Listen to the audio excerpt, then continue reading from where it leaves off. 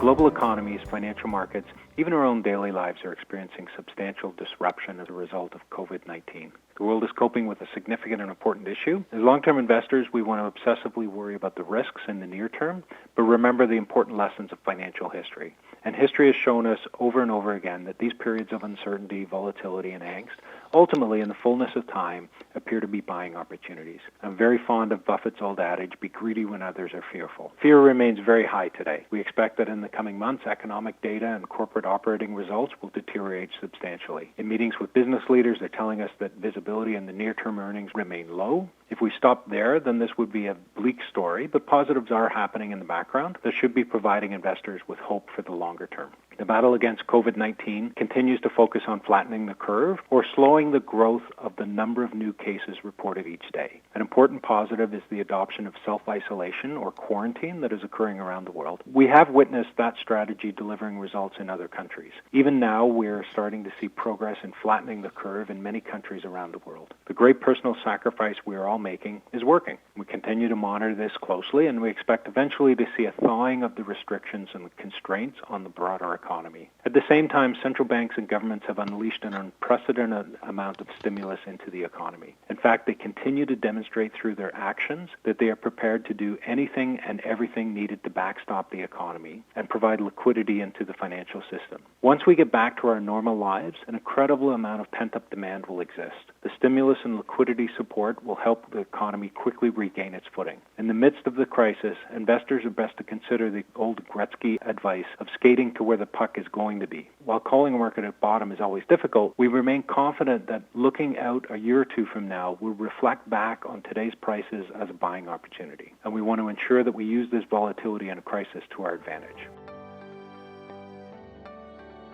It's in times like this that we're reminded of the importance of dividends to equity investors. Dividends are an incredibly significant source of return for equity investors. In the 10 years ended December 31st, 2019, the compound annual total return of the S&P TSX Composite Index was 6.9%. Approximately half of that total return was attributable to dividends. For equity investors, dividends represent the proverbial bird in hand. As markets have fallen, yields have increased. Many of the best companies in Canada today are providing yields in the high single digits. Buying today allows us to lock in these attractive yields. This is very similar to the opportunity that existed during the global financial crisis. Banks have traditionally been a source of attractive dividends for Canadian investors. They've diversified businesses, they've strong management teams, and solid capital positions. They are expected to be a continued source of strong dividends for investors. In the near term, bank earnings will be clearly challenged. Banks are a levered play on the economy, and as we witness the short-term deterioration of the economy, it'll affect the profitability of these businesses. As a result, their dividend payout ratios will rise. Again, turning to history as a useful guide to today's environment, since 1980, payout ratios rose above 100% only 2 times. The first was in 1987, when the Big Six reported negative earnings, and the second was in 1992, when earnings declined by 60%. In both those periods, the Big Six did not cut their dividends. In our analysis of the banks, we have generated meaningfully stressed scenarios. We expect the banks will be able to maintain their current dividends. For investors, that provides a stable and attractive dividend in a low bond yield environment. In addition, investors will benefit from the capital appreciation once markets and economies stabilize. Another source of attractive yield and an area of opportunity today is the REITs. Real estate investment trusts own a variety of buildings and property, including apartments, offices, retail malls, and industrial units.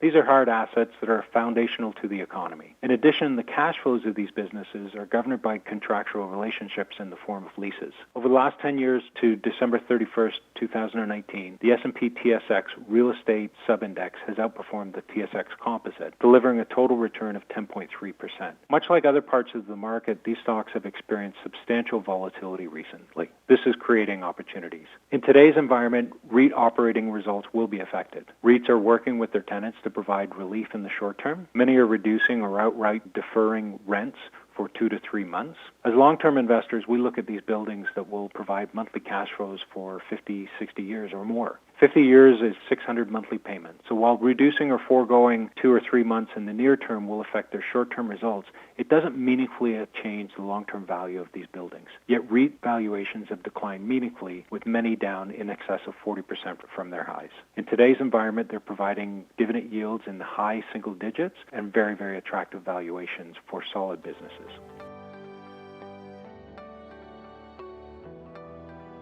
Our portfolios are made up of high-quality blue-chip businesses. Today, we're seeing opportunities to add to these businesses at very attractive valuations. Our continued work and recent conversations have left us with a higher conviction of the ability of these companies to navigate and survive this uncertainty. We know from past experience we will at some point look back at the current world as a buying opportunity. We continue to be ever vigilant about managing risks while ensuring that we don't waste this crisis and the opportunity that it is presenting.